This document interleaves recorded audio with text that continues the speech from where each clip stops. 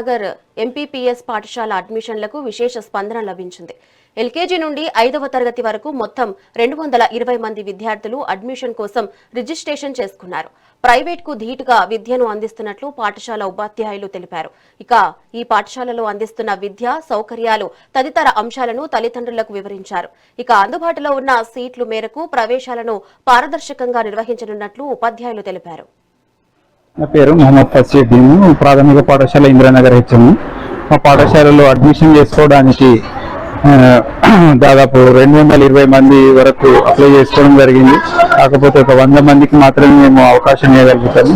ఇంతమంది మా మీద నమ్మకంతో మా పాఠశాలలో చేరడానికి కారణం ఏంటంటే, మేము ప్రత్యేకంగా ప్రతి క్వాలిటీ ఎడ్యుకేషన్ అందించడానికి నేను మా ఉపాధ్యాయ బృందం అందరూ కూడా ప్రయత్నం చేయడం వలన గత 2 సంవత్సరాల నుంచి క్వాలిటీ ఎడ్యుకేషన్ తోని ఇంతమంది స్పందించి మా పాఠశాలలో చేర్పడానికి వచ్చినందుకు తల్లిదండ్రులందరూ కూడా ప్రత్యేకంగా ధన్యవాదాలు తెలియజేస్తున్నాను. ఈ వచ్చిన వాళ్లకు క్వాలిటీ ఎడ్యుకేషన్ 100% అందించడానికి నా వంతు కృషిగా మా పాఠశాల బృందం కూడా ప్రభుత్వ సహకారంతో మేము 100% క్వాలిటీ ఎడ్యుకేషన్ అందించడానికి ప్రయత్నం చేస్తాం.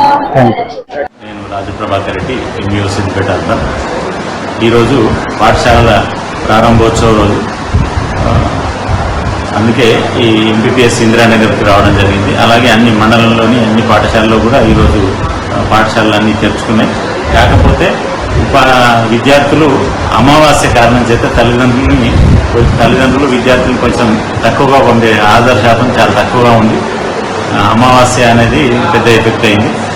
విద్యార్థుల సంవత్సరాంతం చదువుకోవడం అమావాస్య అని తల్లిదండ్రుల్లో కొంత భావన ఉండడం చేత విద్యార్థులను తక్కువ మందినే పంపించారు. కానీ ఇక్కడ ఎంపీపీఎస్ ఇందిరానగర్లో అడ్మిషన్ల కోసం తల్లిదండ్రులు చాలా పెద్ద సంఖ్యలో ఇక్కడ అడ్మిషన్ల కోసం తల్లి రావడం జరిగింది. వాళ్ళను అడ్రస్ చేయడం కోసం నన్ను ప్రధానోపాధ్యాయులు ఇక్కడ పిలవడం చేత ఇక్కడికి వచ్చాము. బడిబాట కార్యక్రమంలో భాగంగా చాలా పెద్ద సంఖ్యలో ఇక్కడ తల్లిదండ్రులు, అంటే కొత్త అడ్మిషన్ల కోసం మాత్రం ఇక్కడ భారీ ఆదరణ ఉంది.